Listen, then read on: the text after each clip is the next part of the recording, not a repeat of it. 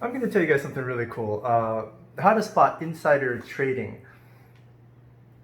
I've been doing this for years now, mainly internet trends and industrial trends and social trends and all that, because that's where you make the most amount of money.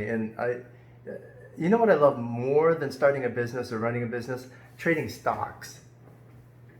Why? Because when you start a business and if the trend shifts, you're stuck. You've got all this equipment, you've got all these employees, you've got all this rent, all these office leases. You're stuck. Now, if the trend sticks and the trend is profitable, then you're going to make more money than your investors as the CEO. It's true.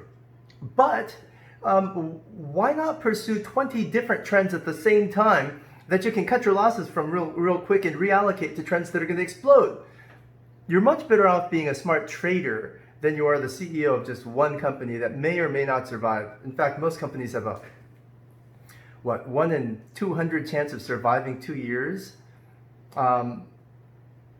whereas most stocks, if you're really good at picking them, will go up.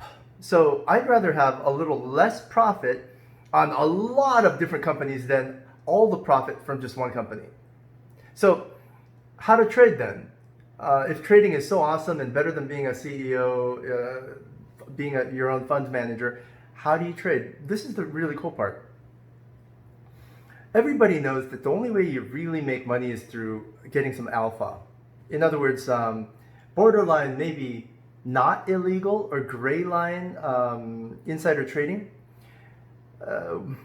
without risking going to prison, obviously, for actual insider trading. So how do you do that? Well, what's funny is that when a guy like Trump decides to pump Kodak and make it go up 33 times, 3,300%, and we bought it at $2, how did we know? How did we know? Well, there's another video explaining the psychology behind how we knew, but this is a bigger conceptual video. Whenever someone like Trump or Gates or I don't know, Elon Musk pumps something and it goes up, if all of a sudden it just goes up out of the blue, and there's been a pump, a lot of volume pumped just before it went up, just before the news went out to the public. The day before, or a couple days before, there's like these pre-pumps, these insiders buying in. Then everyone's like, hey, Elon Musk must have told somebody, Bill Gates must have told somebody, I bet you Jared Kushner's whole family bought into Kodak.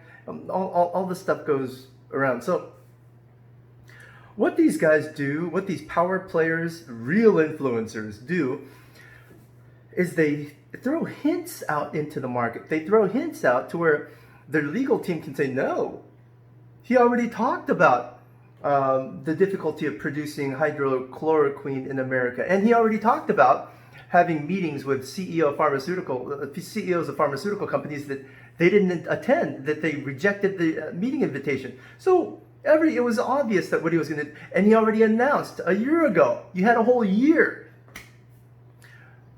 to look at the contestants, the candidates for the Wartime Defense Fund, the $1 billion Wartime Defense Fund thing.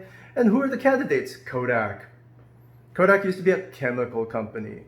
Pharmaceutical companies are chemical companies. Pharmaceutical companies are rejecting Trump's proposal.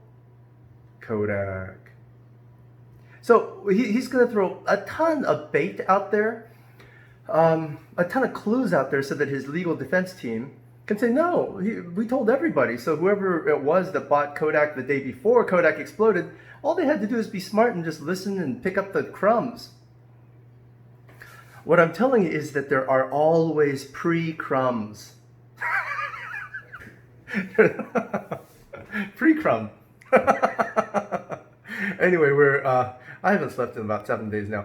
Patreon.com/billionaire stocks. Patreon.com/billionaire stocks is where we tell you what these crumbs look like and what they're from and what stocks they point to.